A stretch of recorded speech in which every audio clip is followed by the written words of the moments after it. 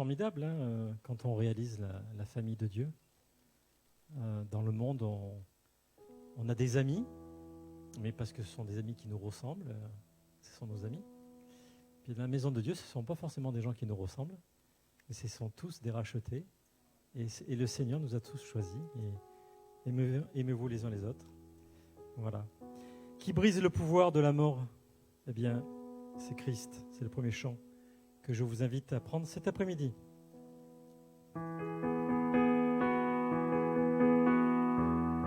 Brise le pouvoir du mal de la mort, qui aime d'un amour si puissant, si fort. C'est le roi de gloire, il est le roi des rois. Qui secoue la terre par son saint tonnerre, qui nous émerveille par tant de mystères. C'est le roi de gloire, il est le roi des rois.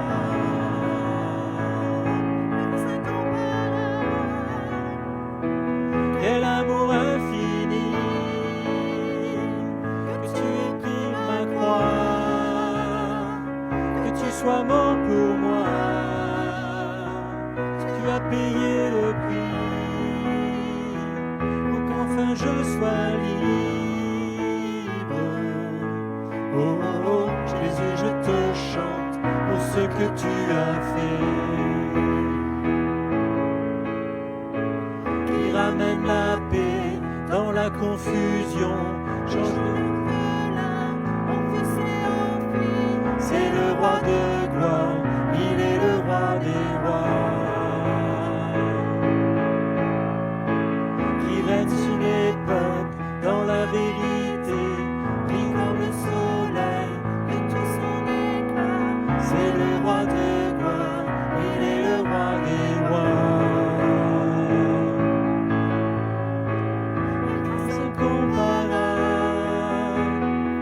Quel amour infini, que tu aies pris ma croix, que tu sois mort pour moi.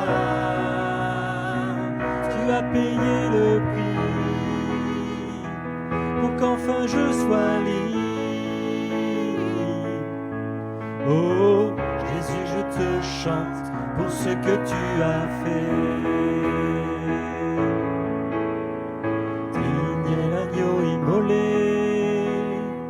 Digne est le roi vainqueur sur la mort.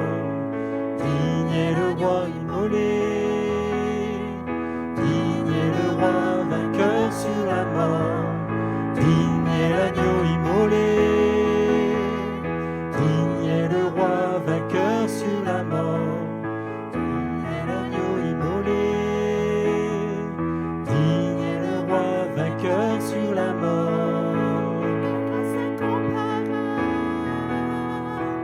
Quel amour infini,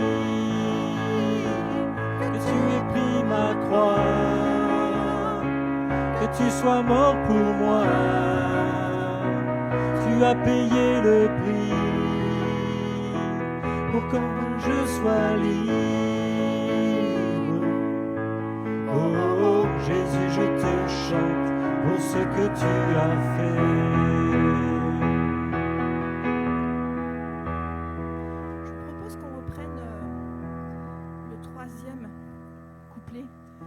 Qui ramène la paix dans la confusion. Je pense qu'on est amené à le vivre au quotidien, quoi que ce soit qui nous entoure, quelles que soient les nouvelles qui nous parviennent, c'est Dieu qui ramène la paix. Amen. Et je veux vraiment le vivre cet après-midi. Qui ramène la paix dans la confusion, change les orphelins en fils et en filles. C'est le roi de gloire, il est le roi des rois. Qui règne sur les peuples dans la vérité, brille comme le soleil de tout son éclat. C'est le roi de gloire, il est le roi des rois. Quelle grâce incomparable, quel amour infini, que tu as pris ma croix, que tu sois mort pour moi. as payé le prix pour qu'enfin je sois libre. Oh, oh, oh, Jésus, je te chante pour ce que tu as fait. Oh, oh, oh, Jésus, je te chante pour ce que tu as fait. Merci Seigneur parce que tu es celui qui règne.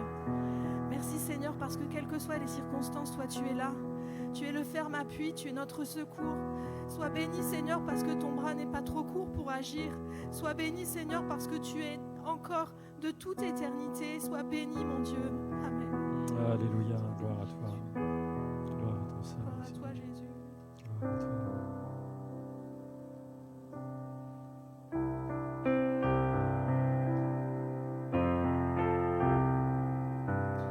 J'ai l'assurance de mon salut par la présence du Seigneur Jésus. Son sang m'a lavé, m'a racheté, et l'Esprit Saint m'a régénéré. C'est mon histoire, c'est là mon chant, louer mon Sauveur le jour du vent. C'est mon histoire, c'est là mon chant, louer mon Sauveur le jour du vent. Parfait repos et parfait bonheur, en toi mon Sauveur, j'ai la paix du cœur. Je veille en attendant ton retour.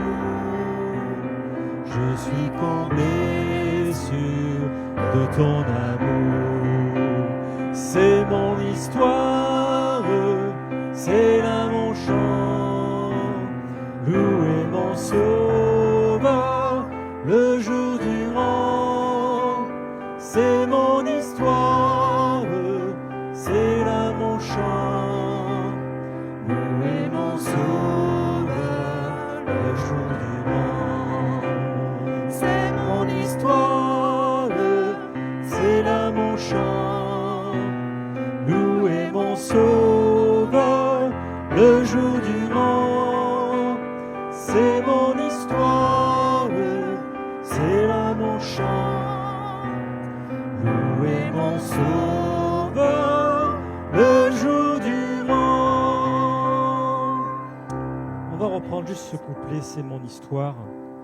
Et pendant qu'on chantait ce chant, je dis mais on a tous une histoire, quelle qu'elle soit.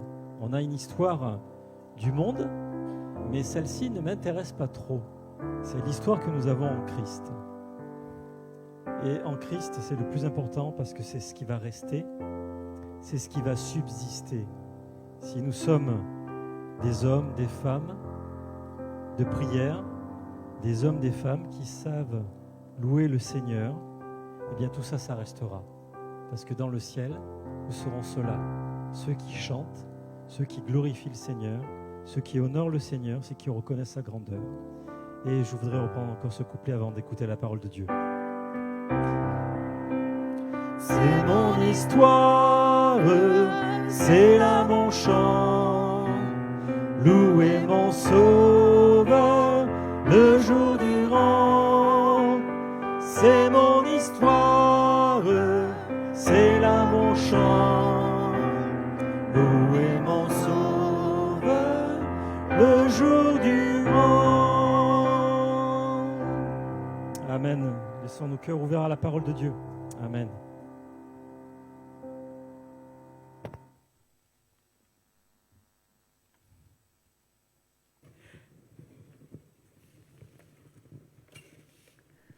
Voilà. Que Dieu soit béni pour ces moments. Hein. Amen. On va faire une lecture dans la première épître de Paul aux Corinthiens. Il y a un peu d'écho là. 1 Corinthiens chapitre 10. Je disais il y a quelques temps de cela, je suis en train de relire les Corinthiens. Et la parole, elle est vivante. Hein. Ce sont des textes qu'on connaît, mais... Voilà, on va lire 1 Corinthiens chapitre 10, du verset 1er au verset 13. Une lecture un petit peu longue, mais on va la lire rapidement. Frères, je ne veux pas que vous ignorez que nos pères ont tous été sous la nuée, qu'ils ont tous passé au travers de la mer, qu'ils ont tous été baptisés en Moïse dans la nuée et dans la mer, qu'ils ont tous mangé le même aliment spirituel, qu'ils ont tous bu le même breuvage spirituel, car ils buvaient un rocher spirituel qui les suivait, et ce rocher était Christ.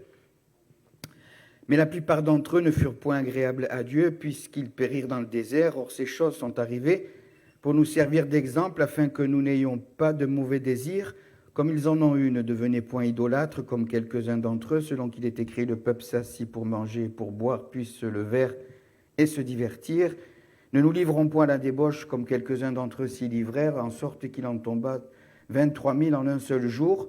Ne tentons point le Seigneur comme le tentèrent quelques-uns d'entre eux, qui périrent par les serpents. Ne murmurez point comme murmurèrent quelques-uns d'entre eux, qui périrent par l'exterminateur. Ces choses leur sont arrivées pour servir d'exemple. Elles ont été écrites pour notre instruction, à nous qui sommes parvenus. Il y a de l'écho à la fin des siècles. Ainsi donc, que celui qui croit être debout prenne garde de tomber. Aucune tentation ne vous est survenue qui n'ait été point humaine, et Dieu qui est fidèle ne permettra pas que vous soyez tentés au-delà de vos forces.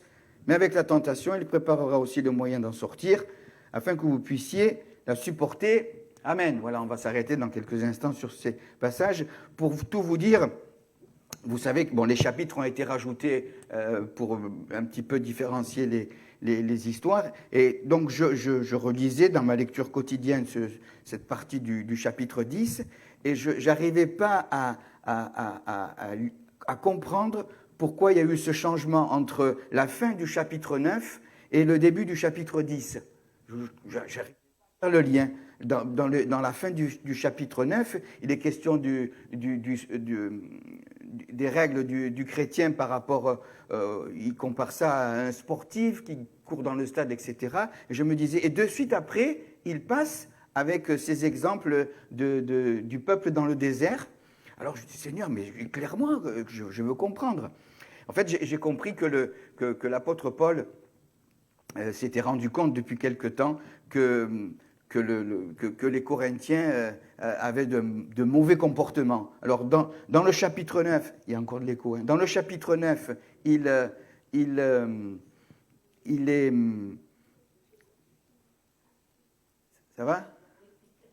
Dans le chapitre 9, il leur rappelle, il essaye de les ramener dans la bonne voie. Et entre autres, donc il parle, comme je vous disais à l'instant, il parle de la course du chrétien, mais ils avaient ces mauvais comportements. Ce mauvais comportement, par exemple, il leur dit au chapitre 9, verset 19, « Car bien que je sois libre à l'égard de tous, je me suis rendu le serviteur de tous, afin de gagner le plus grand nombre. » En quelque sorte, il leur dit, voilà, vous n'êtes pas trop sur la bonne voie, soyez le serviteur de tous, comme moi je le suis. Vous voyez, il essaye de les ramener.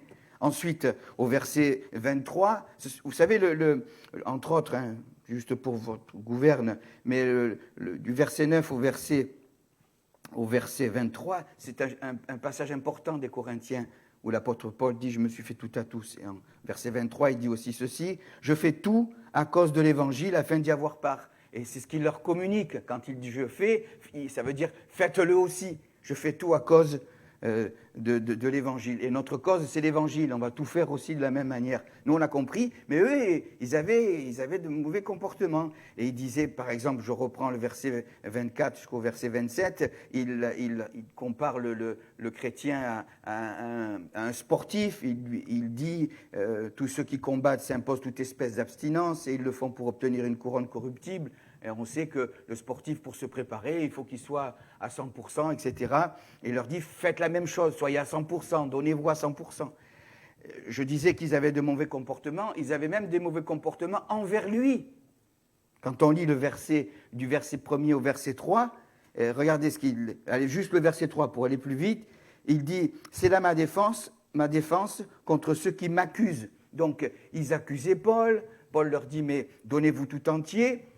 Il prend l'exemple du sportif et ensuite, Et il prend l'exemple du peuple dans le désert. Et le lien, eh bien, c'est qu'ils avaient de mauvais comportements, il va tout faire. Donc il prend un peu des exemples contemporains de l'époque pour eux, le sportif, etc. Et puis il prend des exemples aussi de l'Ancien Testament. Mais ce qui m'a arrêté, ce sont 2 versets. D'ailleurs, je disais à François, je t'ai tout donné, mais j'ai oublié de te donner les 2 versets de base. C'est ce qui m'a amené à réfléchir, c'est le verset 6 et le verset 11.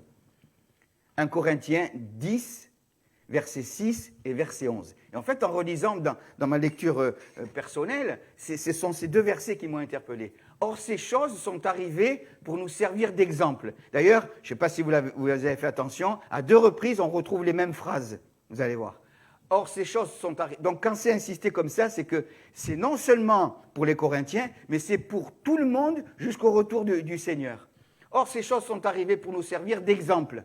Tout ce qu'on vient de lire là, du verset 1er au verset 13, elles sont arrivées pour nous servir d'exemple, afin que nous n'ayons pas de mauvais désirs comme ils en ont eu. Et on va voir après en détail ce que l'apôtre souligne. Et le verset 11 dit ceci, donc il est question des mauvais désirs, il dit voilà, moi je vous laisse tout ça pour pas que vous ayez des mauvais désirs. Ce que le peuple a fait, ça nous sert d'exemple. Et la parole de Dieu, elle est là pour nous servir d'exemple, justement, pour pas qu'on ait aussi les mêmes ressentiments, les mêmes réactions, les mêmes actions que, dans certains cas, le peuple a eu dans l'Ancien ou dans le Nouveau. Ces choses leur sont arrivées, regardez, on retrouve la même expression. Ces choses leur sont arrivées pour servir d'exemple. Et elles ont été écrites pour notre instruction à nous. Qu'est-ce qui a marqué? Qui sommes parvenus à la fin des siècles, ou à la fin des temps, ou dans les derniers temps. Ça dépend des versions. Maintenant, on a des versions, on clique, on a plusieurs versions, et il est question de la fin des siècles, de la fin des temps. À nous qui sommes parvenus... Vous pensez qu'on est parvenus à la fin des siècles? Et à la fin des temps? Je me disais, je l'ai mis juste là avant de partir de la maison, du bureau. J'étais un petit peu choqué. Hier soir à 20h, souvent je regarde les infos, mais les chaînes publiques, après, ils vous disent toujours la même chose. Et j'ai voulu, je ne fais pas de pub, hein, mais j'ai dit, tiens, je vais regarder sur BFM TV. Vous connaissez, hein, BFM, chaîne numéro 15, voilà. Et je suis tombé, je ne savais pas, le sujet, alors j'espère que je vais choquer personne, ça va, il n'y a pas d'enfants. Mais le sujet, c'était sur la pornographie des enfants. Ouais. Ou alors c'était sur CNews, je ne sais plus. Je ne sais plus, enfin. Peu importe. Alors, il disait qu'il y a 3-4 ans de ça, les ados regardaient la pornographie entre 14 et 15 ans. Et maintenant, c'est à 11 ans. À partir de 11 ans. Et alors, il y avait des anciennes actrices de ces films-là, et il y avait ceux qui combattaient, et ces actrices combattaient aussi. Et il y a des choses terribles qui disaient. C'était terrible. Ils disaient que ça salissait la relation de l'homme avec de la femme, et que les gamins... Et il le disait, pourtant ce n'est pas chrétien, qu'ils étaient imprégnés de ce mal. Déjà que le mal habite en nous. Non? Et qu'on a besoin de combattre. Et là, ils sont marqués. Et c'est terrible, c'est terrible, c'est terrible. Ben, je vous passe des détails. Alors, il disait de trouver des applications, d'arrêter certains sites, etc., etc. Et que c'était un business. Mais c'est dommage qu'on ne peut pas l'enregistrer, ou peut-être les revoir, peut-être. Hein. Mais c'est terrible, c'est terrible. Et c'est ce qui me fait dire que nous sommes parvenus plus qu'à la fin des siècles et à la fin des temps, ils appelleront le bien mal, le mal bien. Et c'est chaotique, c'est chaotique. Hein, on discutait un petit peu avec Cyril, les gamins, ils sont là, il faut contrôler les parents, si vous avez des enfants, contrôler il disait de mettre peut-être des applications pour empêcher d'y aller, parce que s'ils ont Internet sur le téléphone, c'est pas compliqué, hein, c'est pas compliqué. Et je crois qu'on doit faire attention. Juste, je voulais le souligner parce que nous sommes vraiment... Et ça m'a... Ils salissent l'image normale de l'homme, de la femme, du couple, et les gamins, ils pensent que c'est... Tout ce qu'ils voient là dans ces saletés, ils pensent que c'est ça le véritable amour. Et ce n'est pas du tout ça. En sorte, c'est ce qui sortait de leur conversation. Et je ferme la parenthèse, excusez-moi, mais ça m'a tellement choqué, ça, et puis ça m'est revenu là tout à l'heure en priant, et je l'ai rajouté. Voilà, on peut en parler, on est entre adultes. Bon, je reviens donc à mes 2 versets. Ces choses ont été écrites déjà pour que nous n'ayons pas de mauvais désirs et pour nous qui sommes arrivés et nous sont servis d'exemple. Donc on va regarder, si vous voulez, ce que l'apôtre souligne. Déjà, on va reprendre le texte et puis on va le décortiquer. C'est un petit peu comme ça que le message il porte son fruit dans notre cœur. Il commence, l'apôtre Paul, au verset 1er, chapitre 10, il dit « Frères, je ne veux pas que vous ignorez que nos pères ont tous été sous la nuée. » Donc, il prend l'exemple d'abord de la nuée. Tous étaient sous la nuée, ensuite ils ont tous passé au travers. Alors, la nuée, c'était quoi? C'était la présence de Dieu. La nuée, c'était la présence de Dieu. On va faire... Alors, pour comprendre, entre guillemets, comprendre, vous connaissez la parole, mais pour comprendre ce texte, il faut le mettre en parallèle avec les histoires que l'apôtre souligne là, qu'on retrouve. Et il dit, mais ça nous sert d'exemple. La nuée, ça nous sert d'exemple. Et quel exemple? Il commence avec un bon exemple. Après, il y a un petit peu des difficultés, mais il commence avec la nuée. Et c'est le plus important, hein, la nuée. La nuée, c'est la présence de Dieu, c'est la Shekinah. Hein? Et ça me donne la chair de poule. Je relisais ce passage, on va les mettre là. Et excusez-moi si mais le rythme du peuple, le peuple était rythmé par rapport à la présence de Dieu. Et je me suis posé la question, qu'est-ce qui rythme notre vie? Je vous parle simplement là. Hein. Qu'est-ce qui rythme notre vie? Est-ce que c'est la présence de Dieu qui... Et je suis triste de le dire, hein, mais je vois que de plus en plus, c'est la présence de Dieu, le rythme de la présence de Dieu n'est pas en priorité. On rythme notre vie par rapport à tout ce qu'on va organiser, et puis la présence de Dieu, elle est mise souvent au second plan. Qu'est-ce qui rythme ma vie? Est-ce que c'est la présence de Dieu? Ou est-ce que c'est des projets de ceci? C'est pas interdit, les projets de ceci, les projets de cela. C'est pas interdit de se retrouver...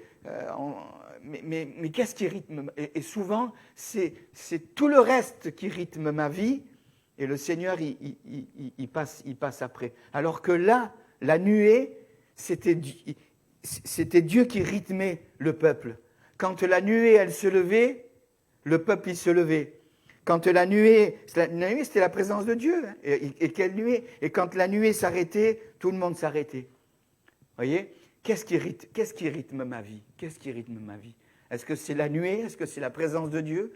Ou est-ce que c'est tout ce qui vient se graviter, qui vient me manger en fait? Parce qu'on est tous pareils, hein. Ça vient nous grignoter. Et puis la présence de Dieu, ce qui est le plus important, est souvent mis au second plan. Et moi, je le vois, je ne suis pas un vieillard, je suis à moitié vieux, mais je vois que souvent c'est bien, ça passe bien au second plan, alors que s'il y a la Shekinah, s'il y a la nuée, s'il y a la présence de Dieu, tout est différent. Amen. Et j'avais pris ces 2 références dans Exode. Excusez-moi, je suis un petit peu ému, mais parce que ça brasse la cage, comme ils disent les Canadiens. Exode 13, 21, 22. Exode 13, 21, 22. Je t'avais donné, hein? C'est bon? Il dit, l'Éternel allait devant eux le jour dans une colonne de nuée, et regardez, pour les guider dans leur chemin, et la nuit dans une colonne de feu. En fait, le Seigneur était toute la journée, toute la nuit, tout le temps. Nous, on croit que le Seigneur est là que quand on vient à l'église. Heureusement, hein. Et la nuit dans une colonne de feu pour les éclairer afin qu'ils marchent jour et nuit. Ça veut dire que Dieu était là jour et nuit. Jésus dit, je suis avec vous tous les jours jusqu'à la fin. La colonne de nuée ne se retirait point de devant le peuple pendant le jour, ni la colonne pendant la nuit. Et je t'avais donné une autre référence aussi, versets 24 et 25. 24 et 25. Madame. Exode 14, 24 et 25. Ah, Françoise. À la veille, on retrouve la nuée, la présence de Dieu. Hein. À la veille du matin, l'Éternel, de la colonne de feu et de nuée, regarde. Je m'imagine, moi je suis un petit peu enfantin. Seigneur, du haut de la colonne, vous imaginez? Souvent on représente dans certains bouquins, on voit la colonne là. Et le Seigneur, lui, il est au-dessus de la colonne, il voit le camp, le million de personnes.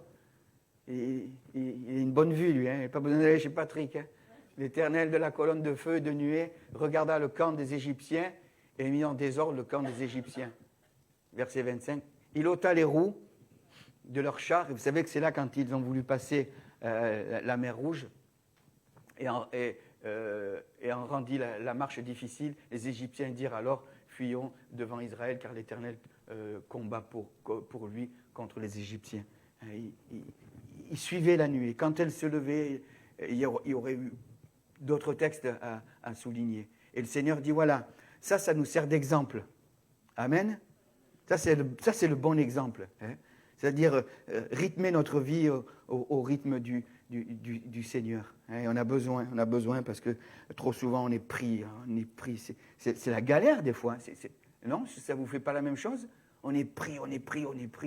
Et on va faire ceci, on va faire cela. En plus, si on est entrepreneur, moi j'ai un caractère comme ça, je suis entreprenant et je dis, Seigneur, mais il faut mettre les freins, et les doubles disques et les triples disques, parce que c'est toi qui conduis, c'est toi qui dirige, c'est toi qui démonte les roues. Nous, on veut démonter les roues, on passe notre journée à démonter les roues, et puis lui, en 2 secondes, il les démonte. Hein.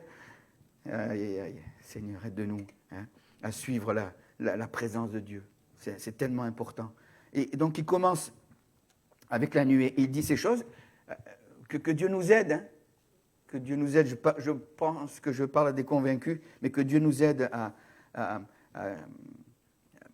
nous laisser conduire par la présence du Seigneur. On va y revenir après. Ils ont tous passé ils ont tous passé au travers de la mer. Donc là, encore un autre exemple. Ils ont été sous la nuée et ils sont passés au travers de la mer. Alors la mer, on sait ce que c'est. Hein.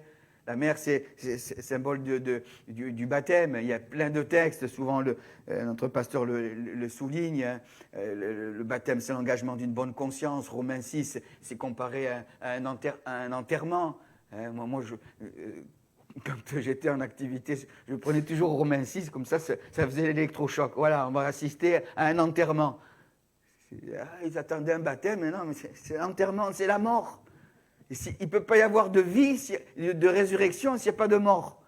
Il faut d'abord passer par la mort. Hein, Romains 6, c'est ça. Hein. Vous avez été ensevelis avec lui et vous renaissez à une nouvelle vie. Amen, non?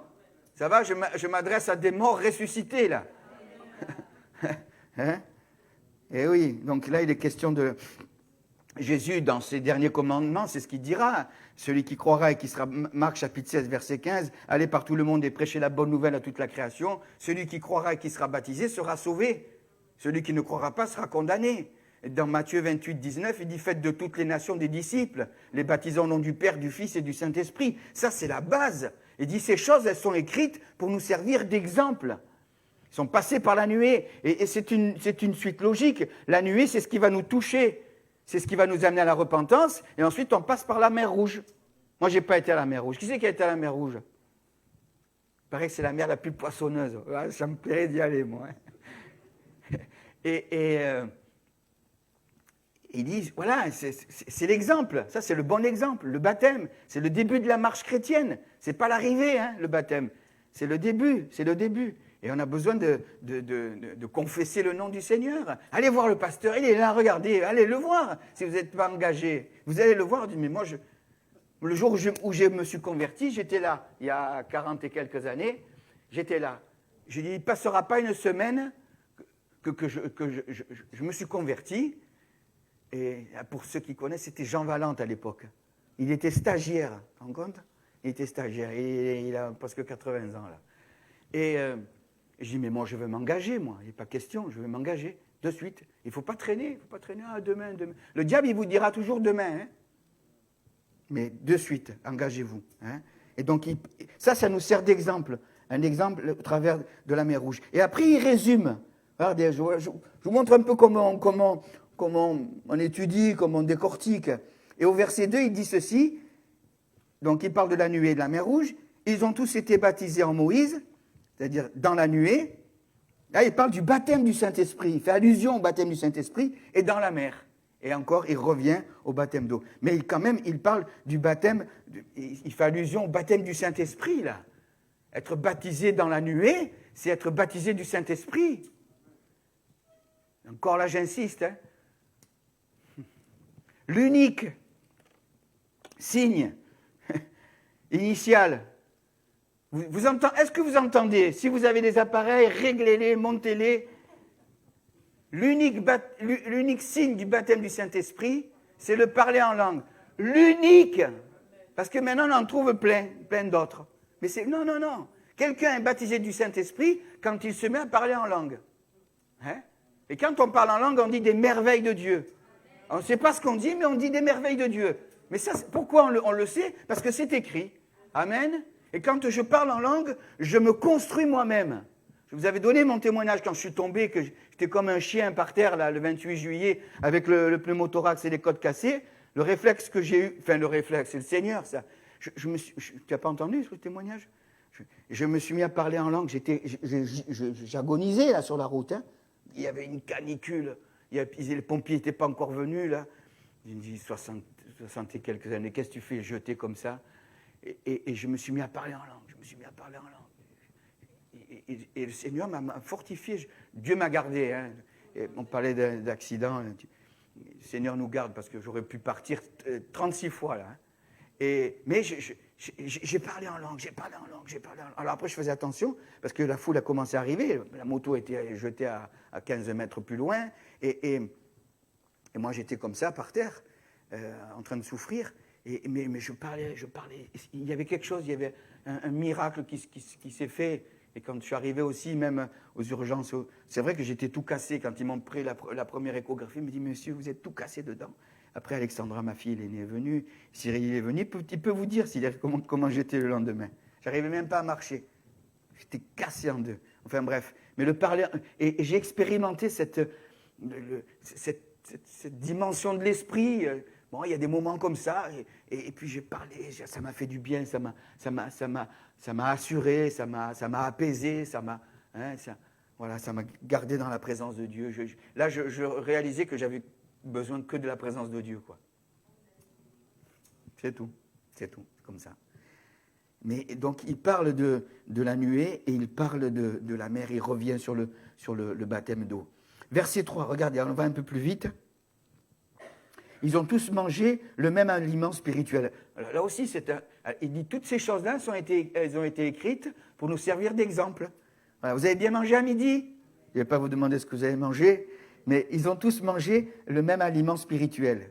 Et bien sûr, là, il est question, vous savez de quel aliment? Bon, quand il fait allusion à ce que le peuple a mangé pendant 40 ans. En fait, quand même, il n'y avait pas de Carrefour, il n'y avait pas de Leclerc, il n'y avait pas d'Intermarché. Hein? Et ils mangeaient gratos, j'allais dire. Gratuit, ils mangeaient. Et encore, oui. Ça ne leur suffisait pas. Quand on lit l'histoire de la manne, là, quand ils ont commencé... Et c'est là que déjà l'enseignement change. Parce qu'ils ont voulu de la viande. Et le Seigneur il leur a dit, non seulement je vais vous donner de la manne, et vous savez ce que ça signifie, manne? On va le lire tout à l'heure. Hein? Ils ont posé cette question, qu'est-ce que c'est? Manne, ça veut dire qu'est-ce que c'est? Et quand ils ont vu cette pellicule, le Seigneur dit, vous allez prendre, vous allez en manger pendant 6 jours, et le samedi, vous n'en mangerez pas. Hein.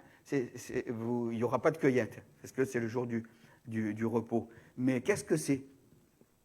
Et non seulement il va leur donner le pain, l'aliment, le pain, et bien sûr après il y a tous ces parallèles avec le Seigneur Jésus, mais il va leur donner des cailles aussi. Ils vont manger des cailles, etc. On va le lire, le passage. Je ne sais pas si j'ai donné à la sœur. Je ne sais plus.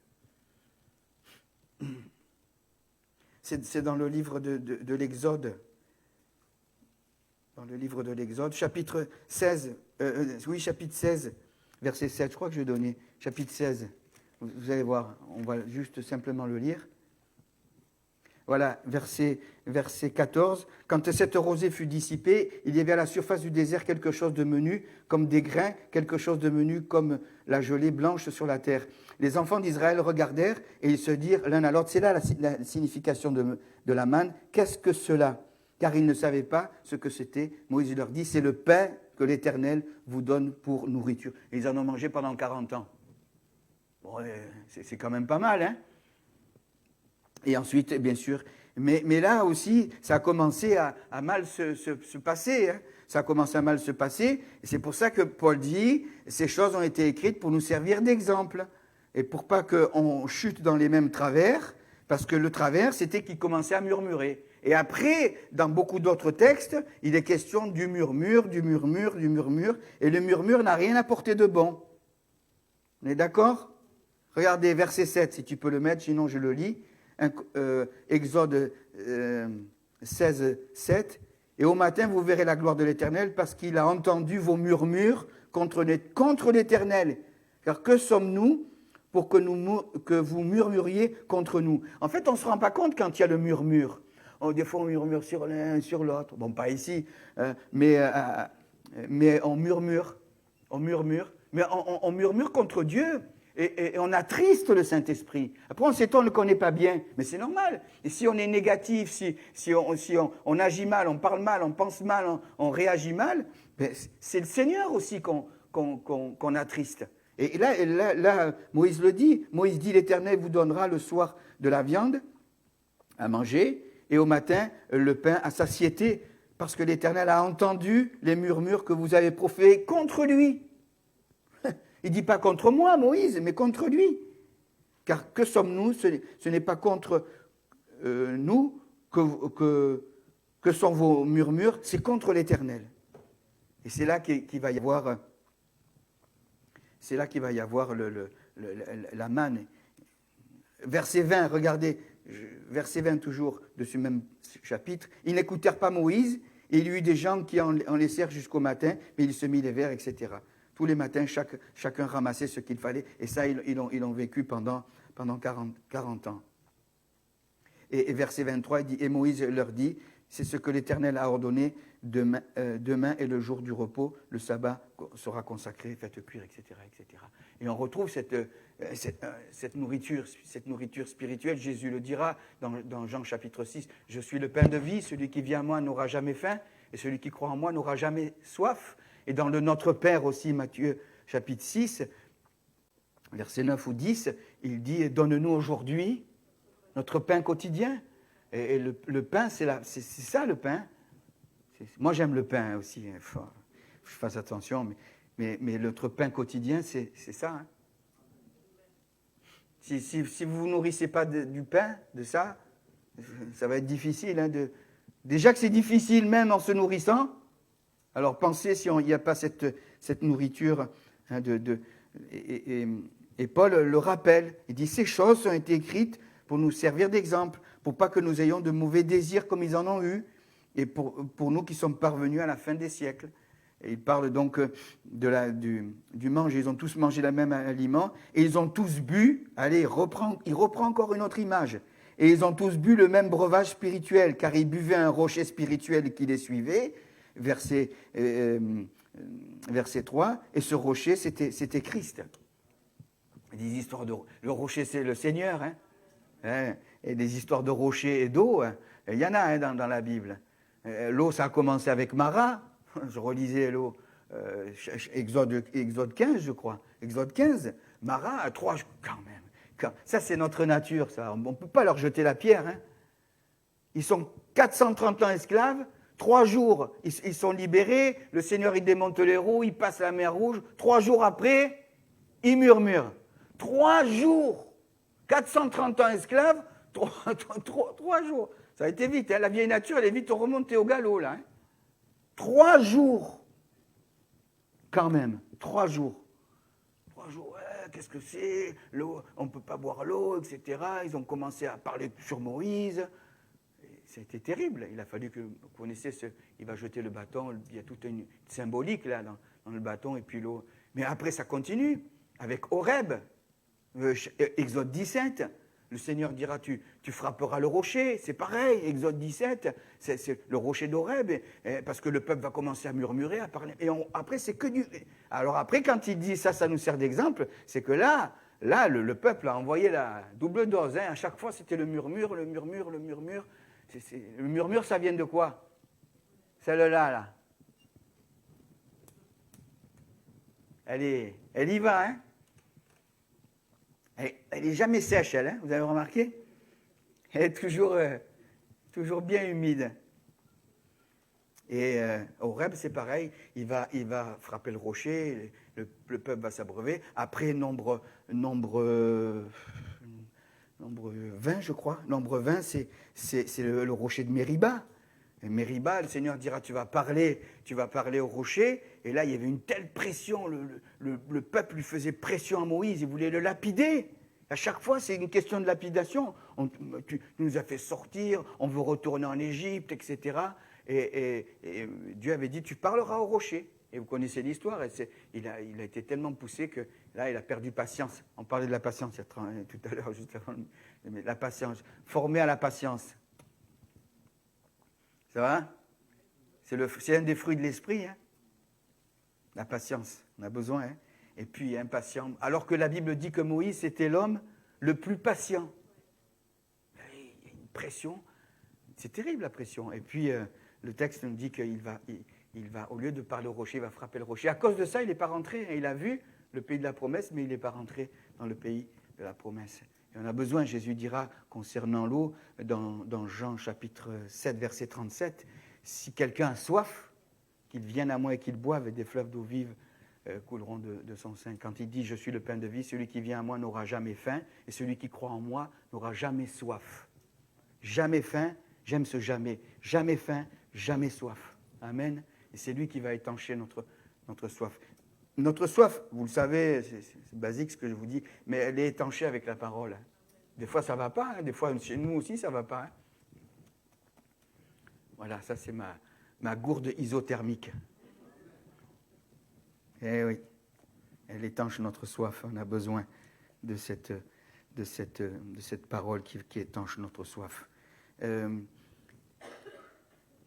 Et le rocher qui les suivait, bien sûr, on aurait pu parler du rocher. Mais alors, on continue, on va aller jusqu'au verset 7, mais la plupart d'entre eux, c'est pas tous hein, quand même, bon, il y a quand même une parole d'encouragement là, il dit, la plupart d'entre eux ne furent point agréables à Dieu, puisqu'ils périrent dans le désert. Or, ces choses, et verset 7, il rappelle encore un petit peu, toujours dans cette pensée de ne pas avoir de mauvais désirs comme ils ont eu, et nous qui sommes arrivés à la fin des temps, verset 6 et verset 11, et il dit au verset 7, « Ne devenez point idolâtres comme quelques-uns d'entre eux, selon qu'il est écrit, le peuple s'assit pour manger et pour boire, puis ils se levèrent pour se divertir. » Alors à quoi il fait allusion là? Les théologiens. Il fait allusion à quoi là? Quand il dit, il fait allusion à une autre histoire. Ne devenez point idolâtres comme quelques-uns d'entre eux, selon qu'il est écrit, le peuple s'assit pour manger et pour boire, et puis ils se levèrent pour se divertir. Et oui, c'est le veau d'or, parce que, Seigneur, pardonne-moi. Mais ils se sont levés pour se dire, pour manger, pour boire, on fait toujours le plein, hein. Pour jeûner, pour prier, c'est un peu plus difficile. Hein. Vous avez remarqué, il y a plus de monde toujours quand... C'est comme ça. Et là c'est le veau d'or. Exode 32, c'est Françoise. Exode 32. Et le veau d'or, Moïse, il monte dans la présence de Dieu. Il reste 40 jours. Vous connaissez ce passage? Et en bas, il y a Aaron. Le peuple s'impatiente. Ouais, Moïse, il a dû mourir. Il n'est pas redescendu. Fais-nous une idole. Une question d'idolâtrie, là. Et ils vont faire un veau. Ils vont prendre tous les piercings. La Bible parle des piercings et des poinçons et tout. Hein. Je regardais un petit peu, là. Il y a quelques notes sur... Et là, il est question des... Le piercing, à l'époque, c'était la marque de l'esclave. Vous savez, le poinçon entre la porte. D'ailleurs, je ne sais pas comment il faisait, peut-être toi tu le sais. Il disait qu'il se mettait à la porte, ça devait faire mal, dit. Il poinçonnait le gars avec une porte, je ne sais pas comment il faisait, il devait y avoir un clou ou quoi. Je ne sais pas, il faudrait que je regarde, peut-être tu regarderas, Marc, toi, ça te plaît ça. Et c'est incroyable, mais c'est la marque de l'esclave. Alors maintenant, la Bible ne l'interdit pas pour les dames. Après, les hommes, c'est la marque quand même de l'esclave. Hein. Bon, mais on n'est plus esclaves, nous. Amen. On n'est plus esclaves. Hein. Moi, j'ai jamais eu de boucles d'oreilles. Non, mais c'est vrai, ça date d'un moment, les boucles d'oreilles, hein, chez les hommes. Des fois, on en voit qu'un. Mais voilà. Et ça, le Seigneur, il nous débarrasse de ça. On n'est plus poinçonné, on n'est plus marqué. Hein. Et ils vont prendre tous les piercings, et à partir de ça, ils vont faire un veau. Et Aaron dit, voilà votre Dieu. Et puis, ils n'ont pas fini de faire le veau d'or que Moïse descend. Hein. Au pied de la montagne, qui c'est qu'il y a, vous vous rappelez? Ah non, c'est Josué. C'est Josué qui est au pied de la montagne. Hein. Et il dira, mais ce n'est pas des cris de vainqueur ni de vaincu, c'est mon peuple qui se divertit. Bon, c'est bien de se divertir, ce n'est pas interdit, mais là encore, hein, ils n'ont pas fait ce qu'il fallait, quoi. Ils n'ont pas eu confiance, ils n'ont pas été patients, ça a été terrible. Il a fallu que... Ensuite, vous savez ce qu'il a fait? Qu'est-ce qu'il a fait? Il a cassé et il est remonté. Quand il est redescendu, là, Moïse, il était marqué du... Vous savez qu'il était obligé de se mettre...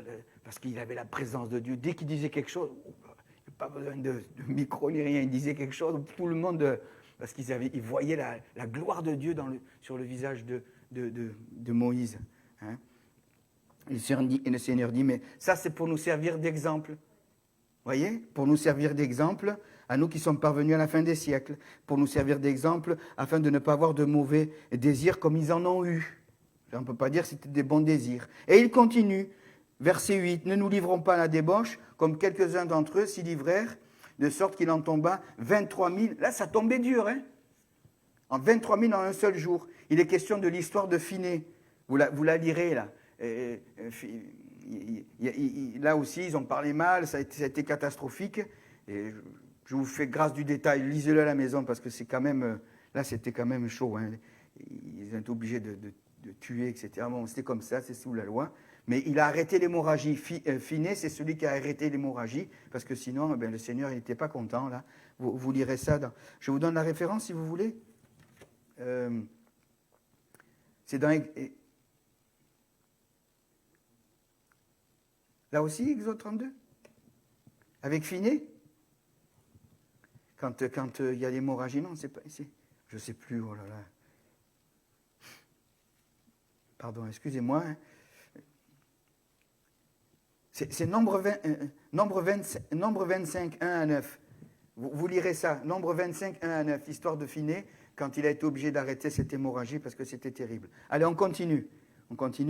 Celui-là, il est facile. Ne tentons point le Seigneur, verset 9, comme le tentèrent quelques-uns d'entre eux, qui périrent par les serpents. Vous vous rappelez de ça? Hein? Les serpents, c'est Nombre 21. Quand là aussi, le peuple s'est impatienté. Ils ont parlé contre Dieu et contre Moïse. Et là, le Seigneur Il dit, bon, ben voilà. Et dans le désert, il paraît, les historiens disent que c'était des petits serpents, comme ce n'est pas des grands serpents, des petits serpents qui sortaient du sable et qui mordaient. Et les gens, ils tombaient comme des mouches.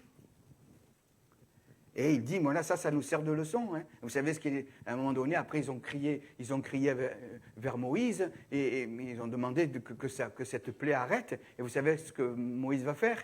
Il va faire un serpent d'airain. Il va le placer au milieu du camp.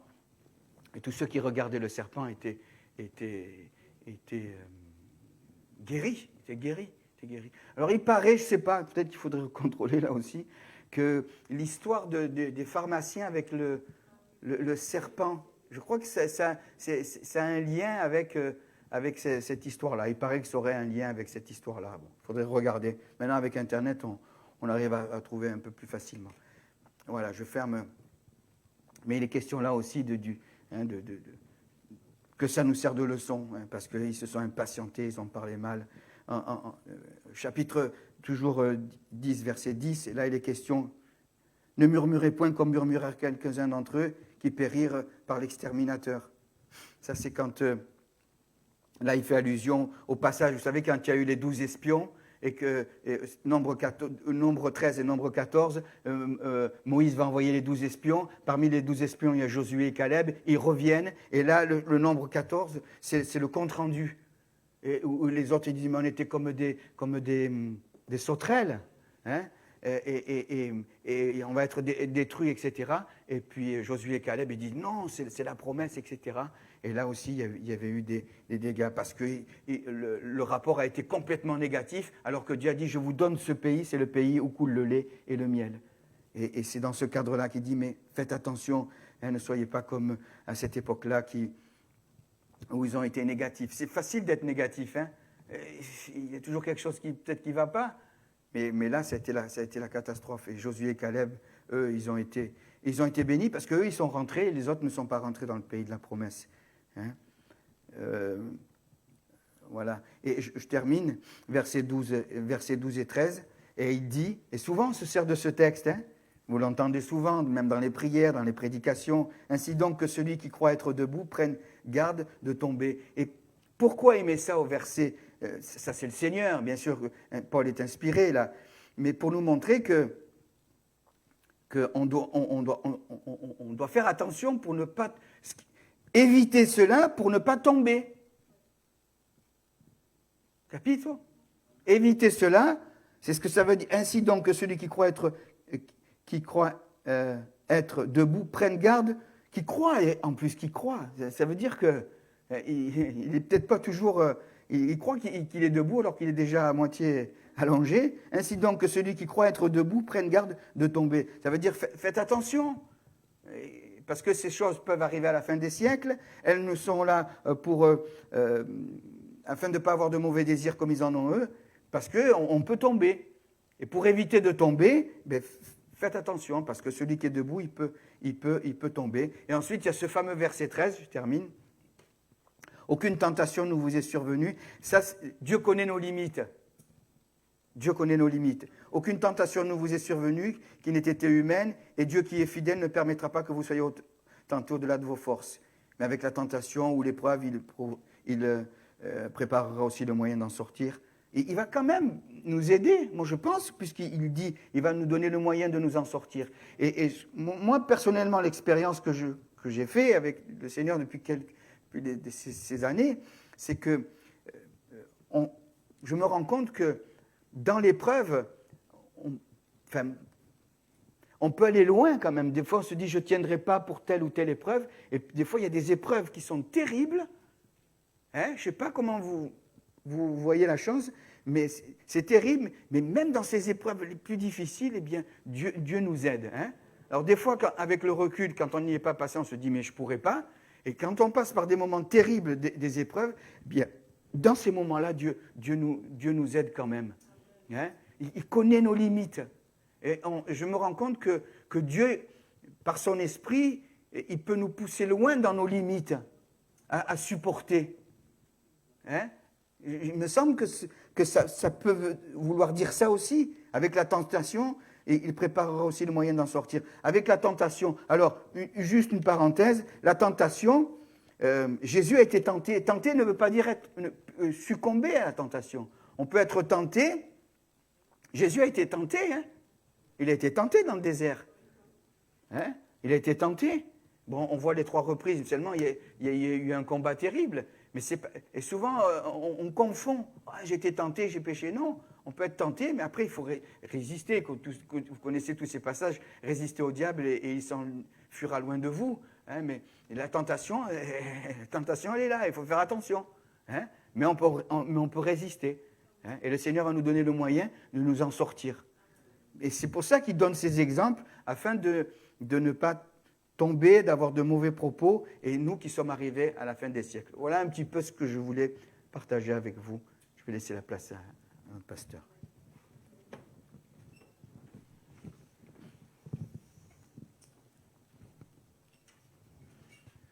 Voilà, je crois qu'on a besoin de prier, de demander au Seigneur de nous aider, parce que je crois que dans tous ces exemples, on s'y retrouve. Hein. Un peu là, un peu beaucoup là, un peu moins là, mais bon, on s'y retrouve quand même. Hein, que le Seigneur nous garde. Hein. On termine par la prière, on demande au Seigneur de nous garder. Seigneur, merci encore cet après-midi, parce que tu remets des choses, Seigneur, sous nos yeux, que nous savons, mais Seigneur, je veux les prendre au sérieux, Seigneur. Alors à toi la gloire, Seigneur. Tu nous gardes, Seigneur, tu nous dis que celui qui croit être debout prenne garde de tomber. Seigneur, on ne veut pas et je ne veux pas être présomptueux, penser que ça arrive qu'aux autres, Seigneur. Alors garde-nous, Seigneur. Aide-nous à garder notre cœur plus que toute autre chose, comme dit ta parole, Seigneur. Aide-nous à être vigilants, veillants, priants, Seigneur. Et Seigneur, toujours de serrer ta parole sur notre cœur afin de ne pas pécher contre toi. Seigneur, comme ça nous a été rappelé, tu nous as sauvés, tu nous as ressuscités, Seigneur. Et pour ma part, Seigneur, je vais aller jusqu'au bout avec toi. Alors, Seigneur, à toi la gloire, Seigneur. Bénis mes frères et sœurs. Garde-nous, Seigneur, jusqu'au bout, Seigneur, fidèle, jusqu'au jour où tu reviendras. Parce que tu vas bientôt revenir, Seigneur. Alors à toi la gloire, Seigneur. Et si peut-être quelqu'un, dans un domaine, dans un autre, est chancelant, tu le renouvelles, Seigneur, et tu lui fais du bien. Seigneur, à toi la gloire. Merci encore pour ta fidélité à notre égard. Au nom de Jésus. Amen. Amen. Voilà. On se retrouve.